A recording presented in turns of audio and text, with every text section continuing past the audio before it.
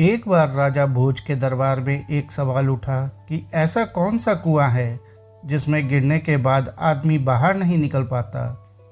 इस प्रश्न का उत्तर कोई नहीं दे पाया। आखिर में राजा भोज ने राज पंडित से कहा कि इस प्रश्न का उत्तर 7 दिनों के अंदर लेकर आओ, वरना आपको अभी तक जो इनाम धन आदि दिया गया है वापस ले लिए जाएंगे तथा इस नगरी को छोड़कर दूसरी जगह जाना होगा।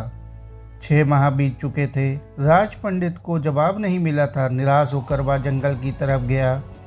वहाँ उसकी भेंट एक गडरिये से हुई। गडरिये ने पूछा, आप तो राज पंडित हैं, राजा के दुलारे हो, फिर चेहरे पर इतनी उदासी क्यों? यह गडरिया मेरा क्या मार्गदर्शन करेगा? सोचकर पंडित ने कुछ नहीं कहा। इस पर गडरिये ने पुनः उदासी का कारण पूछते हुए कहा, पंडित जी, हम भी सत्संगी हैं, हो सकता है आपके प्रश्न का जवाब मेरे पास हो। अंततः निसंकोच कहिए। राज पंडित ने प्रश्न बता दिया और कहा कि अगर कल तक प्रश्न का जवाब नहीं मिला तो राजा नगर से निकाल देगा। गडरिया बोला, मेरे पास पारस है, उससे खूब सोना बनाओ। एक भोज क्या, लाखों भोज तेरे पीछे घूमेंगे।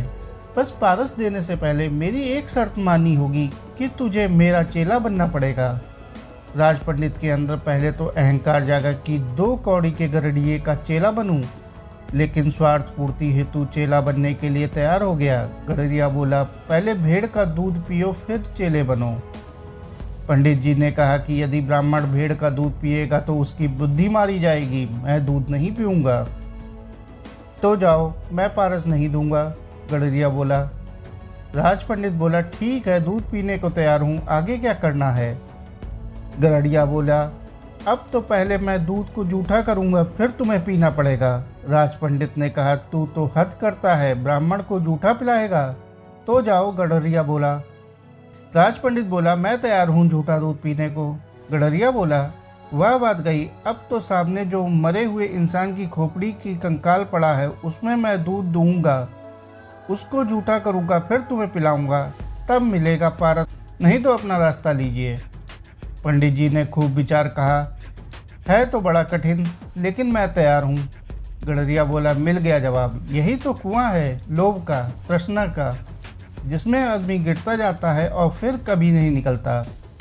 जैसे कि तुम पारस को पाने के लिए इस लोभ रूपी कुएं में गिरते चले गए। साथियों, कहानी को अंत तक सुनने के लिए आपका बहुत बहुत शुक्रिया। कहानी अच्छी लगी हो तो कहानी को लाइक और चैनल को सब्सक्राइब कर लीजिए। धन्यवाद।